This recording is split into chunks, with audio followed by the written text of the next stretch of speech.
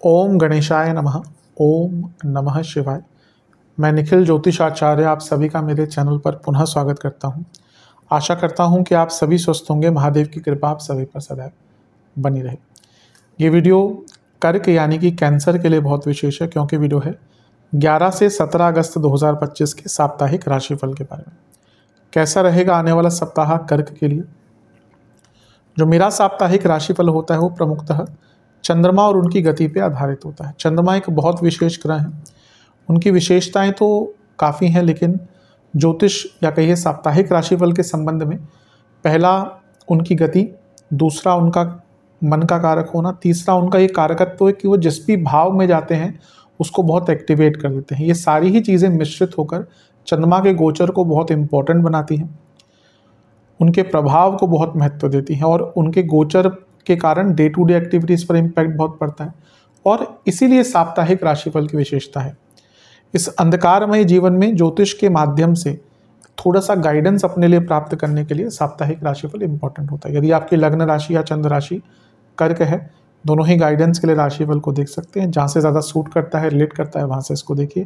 व्यक्तिगत तौर पे मेरा मानना है लग्न से देखेंगे तो अच्छा, इनकेस नहीं पता तो चंद्र राशि से भी इसको देख सकते हैं। शुरू करते हैं।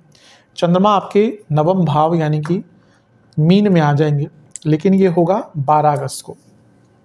जैसे पिछली बार हुआ था कि 4 अगस्त को हम ऑलरेडी कवर कर चुके थे, उससे पहले हफ्ते में। इस बार भी हम 11 अगस्त तक को कवर कर चुके हैं, क्योंकि चंद्रमा 11 अगस्त के पूरे दिन आपके अष्टम भाव में रहेंगे, तो उसको हम पिछले हफ्ते कवर कर चुके हैं। तो आगे से ही स्टार्ट करेंगे 12 अगस्त से। 12 अगस्त को सुबह के 6 बजे चंद्रमा आ जाएंगे मीन में, और 14 अगस्त सुबह के 9 तक वहीं पर रहेंगे। चंद्रमा का नवम भाव में आना अच्छा होता है।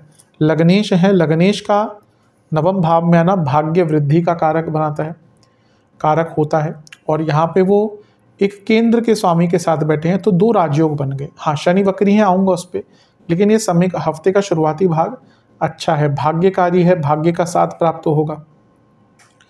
कुछ नया करने का मौका, प्रोडक्टिव होने का मौका, धार्मिक अनुष्ठान करने का मौका। और यहाँ पर मंगल की दृष्टि है, मंगल योग कारक है, यानी कि कई अधूरे कार्यों को पूर्ण करने का अवसर, कई चीज़ों को ठीक करने का मौका, रुके हुए कार्यों को पूर्ण करने का मौका। और चंद्र मंगल योग अपने आप में धन कारक योग होता है कि धन कमाने के भी आपको बहुत अवसर मिलेंगे। और गुरु से भी केंद्र में है तो गजकेसरी योग बन रहा है। तो चंद्रमा की अपनी स्थिति राजयोग वाली, चंद्र मंगल योग, योग कारक का प्रभाव, ये सारी चीज़ें बताती है कि हफ्ते का शुरुआती भाग बहुत अच्छा है। यहाँ पे भाग्य का भी साथ मिलेगा, पराक्रम भी रहेगा, सेल्फ कॉन्फिडेंस भी रहेगा, और इसके कारण प्रोडक्टिविटी भी रहेगी। बस ये विषतोष बन रहा है तो पिताजी से मतभेद, बॉसेस से मतभेद हो सकते हैं, और कभी कभी थोड़ा सा ज़्यादा सेंसिटिव हो जाना। अदरवाइज हफ्ते का शुरुआती भाग आपके लिए बहुत अच्छा है, बहुत शुभता लेकर आ रहा है। नवांश कुंडली बता रही है कि बहुत अथॉरिटेटिव फील करेंगे अपने बारे में, बहुत अच्छी चीज़ है। दशांश कुंडली बहुत अच्छा टाइम है। कार्य क्षेत्र में भी पैसा बढ़ता हुआ दिख रहा है, या कुछ जॉब चेंज आदि के योग भी बहुत अच्छे हैं। बिजनेस में भी आइडियाज़ भी आएंगे, उनको इम्प्लीमेंट भी कर पाएंगे। लव लाइफ में मैं एक ही चीज़ कहूँगा कि थोड़ा सा कनेक्शन और कम्युनिकेशन इंप्रूव कीजिए अपने पार्टनर के साथ। वैवाहिक जीवन में ट्रस्ट इश्यूज थोड़े से दिख रहे हैं। जहाँ तक स्टूडेंट्स की बात है, थोड़ा अकेला टाइम बिताइएगा, उसकी आवश्यकता बहुत दिख रही है, और वो बहुत महत्वपूर्ण भी रहेगा आपके लिए। जहाँ तक सेहत की बात है, नसों की प्रॉब्लम और जोड़ों का दर्द तंग कर सकता है। सर्वाष्टक में आपका लाभ स्थान अत्यंत बली है। धन कारक समय है हफ्ते का शुरुआती भाग, धन के दृष्टिकोण से तो आपका बहुत अति शुभ दिख रहा है। 14 अगस्त सुबह के 9 चंद्रमा आ जाएंगे आपके 10वें घर में यानी कि कर्क में, और 16 अगस्त सुबह के 11 तक यहीं पड़ेंगे। चंद्रमा का 10वें घर में आना एक प्रकार से अच्छा ही माना जाता है। लग्नेश है पुनः, और 10वें घर में उनका आना यानी कि राजयोग तो बनता ही है, और इसके साथ ही चंद्रमा एक अच्छी स्थिति में यहाँ पे है। शनि के प्रभाव से निकल गए, और यहाँ पे मंगल की दृष्टि अभी भी है। अब चंद्रमा लग्नेश है, मंगल योग कारक है, और ये मंगल की ही राशि है। पुनः हफ्ते का ये वाला भाग भी आपके लिए बहुत अच्छा दिख रहा है। कुछ अच्छा कार्य, प्रोडक्टिव कार्य करने का मौका मिलेगा, अपने आप को एक्सप्रेस करने का मौका मिलेगा, करियर में आगे बढ़ पाएंगे। जीवन ये केवल करियर का ही भाव नहीं होता, ये कर्मों का भाव होता है, तो कर्मों में सफलता दिख रही है। हाँ, केतु का प्रभाव है, कभी कभी थोड़ा सा कॉन्टिन्यूटी की प्रॉब्लम, या फिर कभी कभी ना ध्यान एकदम हट जाता है। आप सब अच्छा कर रहे होंगे, अचानक से 1 घंटे के लिए ध्यान इधर उधर हो जाएगा, जो आपके कॉन्टिन्यूटी पर थोड़ा सा प्रभाव डाल सकता है। अदरवाइज हफ्ते का ये भाग भी आपका अच्छा ही दिख रहा है। चंद्र मंगल योग है, बहुत प्रोडक्टिव योग होता है। जो लोग नॉर्मल से हटकर कुछ काम करते हैं उनके लिए बहुत अच्छा होता है। और जैसा मैंने कहा, मंगल योग कारक है आपके लिए, यानी कि हफ्ते का ये मध्य भाग कुछ बहुत बड़ा कार्य करने का अवसर आपको देखा जाएगा। बहुत अच्छा टाइम है, इसका लाभ उठाइएगा। नवांश कुंडली बताती है कि थोड़ी गाइडेंस की आवश्यकता है, इस टाइम पे मिल भी सकती है दशांश कुंडली। कार्य क्षेत्र में एक ही चीज़ कहूँगा कि थोड़ा सा ना अपनी नॉलेज को और बढ़ाइएगा इस टाइम पे। बिजनेस में वैसे ठीक है, लेकिन पेशेंस, कुछ नया काम ज़्यादा एक्सेप्ट मत कीजिएगा।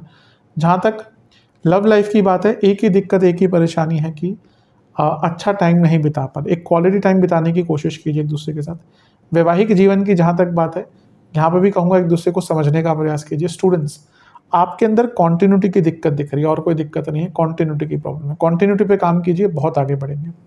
सेहत के दृष्टिकोण से कफ रोग और बीपी की प्रॉब्लम बनी रहेगी। सर्वाष्टक में आपका 10वां घर बली है। कार्य क्षेत्र में अच्छा काम करने का अवसर मिलेगा। जीवन में अधूरे कार्य पूर्ण करने का अवसर मिलेगा।